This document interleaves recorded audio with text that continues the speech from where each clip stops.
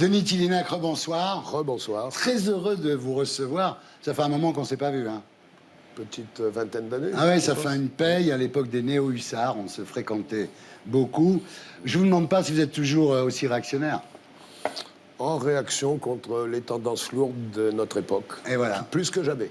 La paillette, le front, la France, la guerre. Pour vous, la France, c'était mieux avant. Avant quoi? Avant mai 68, avant la Révolution française ou avant le baptême de Clovis? Bon, d'abord, c'était mieux quand j'étais enfant. Oui. On voudrait, un écrivain, c'est quelqu'un qui se coltine contre le temps. On voudrait tous Surtout vous qui avez toujours refusé de devenir adulte. Oui. Voilà, je vais passer de l'enfance au gâtisme sans tradition. Ça m'angoisse un peu, mais enfin, j'essaierai d'assumer. Non, je crois qu'il y a un certain bonheur de vivre à la française qui est mort 66, 67, un peu avant 68, quand Johnny Hallyday n'avait plus tout à fait sa voix tendre de « Retiens la nuit, voilà. jusqu'à la fin du monde ». Ça, c'était là, pour vous, ça a été la fin. Chez vous allez à son pote qui était allé chercher des... Oui, il est devenu hippie, c'est vrai. Des conneries. En général, on va chercher chez les Américains, dans la culture, ce qu'ils ont de pire. Ouais. Bon. Alors, en 68, vous étiez pour le général de Gaulle, contrairement à nous tous. Et la Révolution vous a ennuyé beaucoup. Vous êtes parti, en fait, dans le sud de la France, sur un Solex, sur des autoroutes complètement désertées, pour retrouver une fiancée, en fait. Oui, la femme que j'aimais. J'étais à Bordeaux, oui, c'était ennuyeux. Le vocabulaire des Mao, des Trotskar, de tous les gauchos était plombé. C'était un vocabulaire de flic, de bigot. Il m'ennuyait. Vraiment, j'étais aussi anarcheux, mais je l'étais autrement. Un de droite, en tous les cas. Alors, on a pu dire ça, il faut s'entendre sur les termes. C'est pas une insulte. Non, hein. non, mais on l'a dit, effectivement. Alors, j'ai pris mon Solex. J'ai traversé la France, c'est très beau, je dormais dans des granges, traversé mon sur des autoroutes, les flics m'ouvraient, des autoroutes qui étaient interdites de circulation, de toute façon il n'y avait pas d'essence, il n'y avait personne, à 30 à l'heure, comme ça, c'est vrai, les gars dans les amphis palabraient sur la liberté, ben moi j'en savourais le sel, comme ça, en traversant cette France. Vous la viviez, cette liberté, bravo. Alors, j'imagine que la mode des trottinettes électriques, l'idée de transformer le toit de Notre-Dame en boîte de nuit, c'est pas trop votre cam, quoi. Non, quand j'entends évoquer les initiatives possibles de créateurs contemporains, j'ai très peur qu'on refasse la flèche à l'identique, comme Viollet-le-Duc l'avait conçu. Et comme ça, elle sera en parallèle avec celle de la Sainte-Chapelle. C'est parfait, moi. Voilà. Alors, vous assumez le bonheur d'être réac, dites-vous. Mais est-ce que même être réac, c'était pas mieux avant? Si, c'est toujours mieux de s'opposer aux idées en cours, au pouvoir en place, aux notables puissants. C'est toujours plus drôle.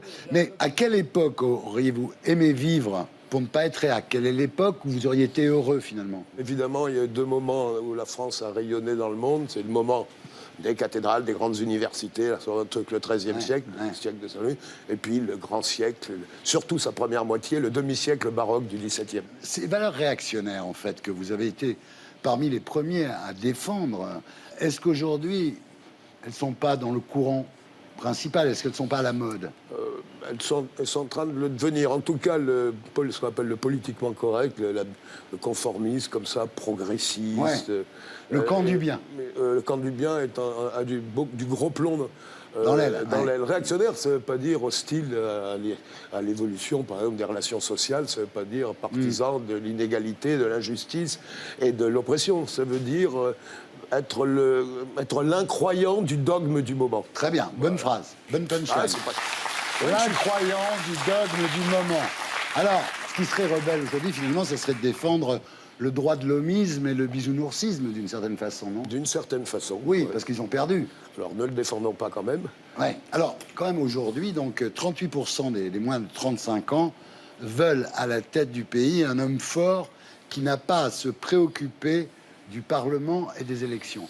Est-ce que le balancier n'est pas allé un peu trop loin dans l'autre sens, là? Alors, si c'est pour produire une forme de tyrannie ou de dictature, j'y tiens pas. Ouais. Et j'alerte la jeunesse comme ça révoltée, ne pas dévoyer sa révolte dans une révolution. C'est-à-dire ne pas investir sa soif d'infini, d'absolu, de beau, de justice dans le champ de la politique, le champ de la contingence. Hein. Ça me paraît très important. Oui, parce que 48% des moins de 35 ans veulent que seuls les citoyens ayant un certain niveau de connaissance aient le droit de vote. Donc on en revient à un suffrage censitaire d'une certaine façon. Ça n'a pas de sens. Alors finalement, ce désir d'un homme providentiel et ce déni de la démocratie participative, ça signifie quand même que le vent a tourné, quand même. Oui, le vent a tourné. Il est certain que les idées de gauche, d'abord la gauche stalinienne jusqu'à la fin des années 50, puis la gauche marxo-freudienne, puis Bobo jusqu'aux années 2000, bon, ils ne croient plus à eux-mêmes en leur dire. Donc ils sont devenus jouisseurs, hédonistes, sceptiques, ils se rapprochent du nihilisme, ce sont des âmes mortes. Ouais. Ben, enterrons-les.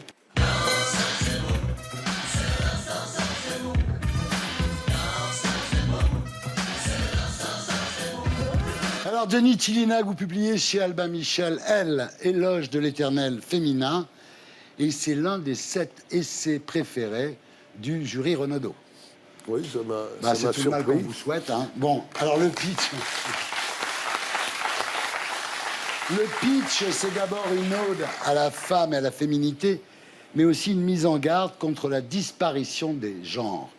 Pour vous, la femme est fondamentalement supérieure à l'homme. Vous dites qu'il n'y a pas d'éternel masculin. C'est pourquoi la remise en question de l'altérité des genres, dites-vous, est une aberration totale et dangereuse. Oui, je crois que les deux sexes sont tout à y perdre. Hein. Le combat féministe pour l'égalité juridique entre les hommes et les femmes était légitime. Oui, pardon, je fais une C'est acquis. parenthèse, mais comme C'est vous acquis. êtes favorable à la pilule, à l'avortement, etc., on est bien d'accord. Ça, Bon. c'était acquis. Vous, ce qui vous gêne, c'est cette ressemblance, finalement, vers un unisexe, et vous dites que tout le monde a Je y veux pas que la perdre. femme soit un facsimilé du mec. Je veux Ouais. pas qu'elle fasse que de soi. Elle est notre égale, mais elle est plus et mieux. D'abord parce qu'elle enfante. Parce qu'elle donne la vie. Nous, l'homme, n'a été capable de donner que la mort. Voilà, bah oui. Alors, vous dites quand même que pour vous, là, la pire menace qui pèse sur nous aujourd'hui, c'est la fin programmée des noces immémoriales entre le masculin et le féminin. C'est-à-dire, vous y voyez vraiment une menace Oui, civilisationnelle. mais c'est effrayant. On confond l'altérité des genres. C'est-à-dire qu'un petit garçon, c'est pas une petite fille, un homme, c'est pas une femme, un phallus, c'est pas un vagin. Bon, donc cette altérité est évidente. Il est évident que toutes les cultures l'ont ritualisée. Et elles ont toutes, c'est vrai, enfermé la femme dans un rôle qui n'était pas forcément mineur, il y a eu des matriarcats, mais dans un rôle précis dont elle ne pouvait pas s'émanciper. Notre société, de par le christianisme, est la première à l'émanciper. Et tout en l'émancipant, elle l'a idéalisé. Hein. Il y a un fil d'or qui accompagne l'histoire de l'émancipation de la femme, douloureuse, difficile, longue, tout ça. C'est cet éternel féminin. C'est pas la femme idéale, c'est sa faculté qu'elle a de sécréter pour nous du mystère, de la sidération, de l'admiration. Enfin, elle nous tire vers les hauts, elle nous fait regarder les étoiles, et c'est un plus, hein, c'est un privilège qui fait qu'elle est tellement plus que nous que vouloir être que notre égal, C'est dommage. C'est une perte sèche. C'est réducteur. Alors, bien sûr, comme je l'ai dit, vous êtes éminemment favorable à la pilule, à l'avortement, mais en même temps, vous trouvez que le féminisme génération 68, vous le trouviez captif de l'idiotie beauvoirienne qui dit on ne naît pas femme, on le devient. Vous trouvez ça stupide, en fait? On est homme ou femme, et on devient tel homme ou telle femme en fonction de sa culture. C'était une absurdité. Mais les féministes des années 60, souvent, je pense à certaines tendances du MLF.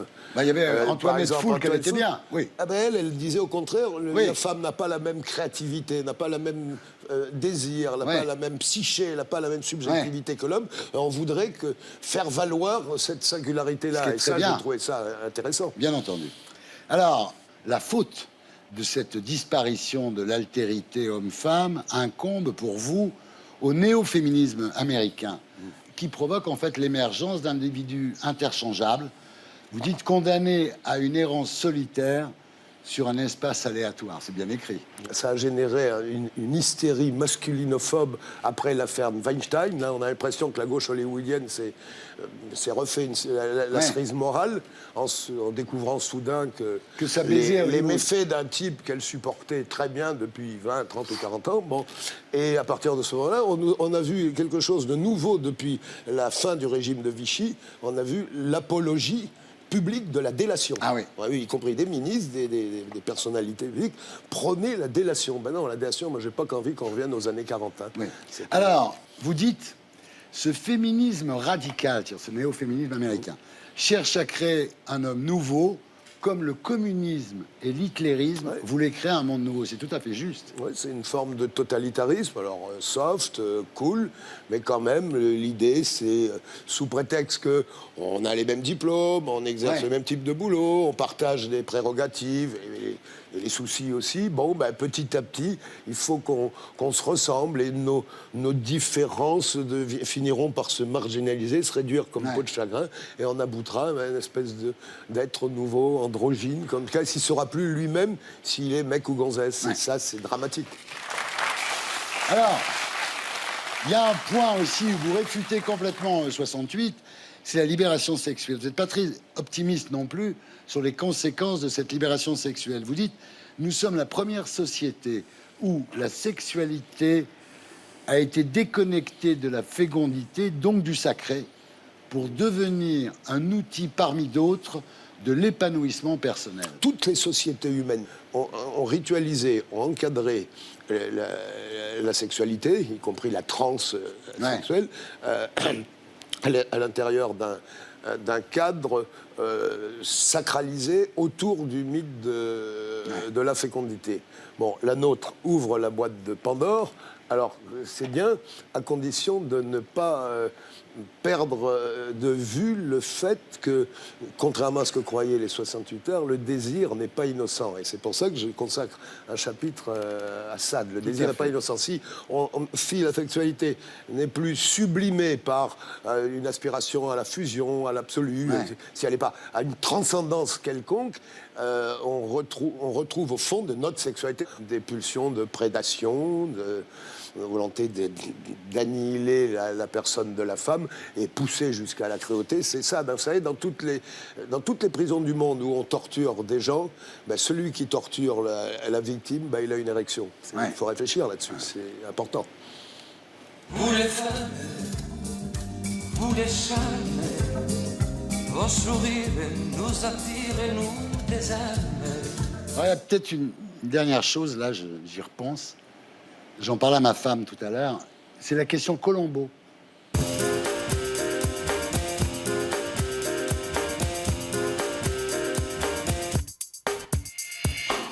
Alors, le plus étonnant dans votre bouquin, Denis, c'est que vous êtes optimiste sur l'avenir des femmes musulmanes.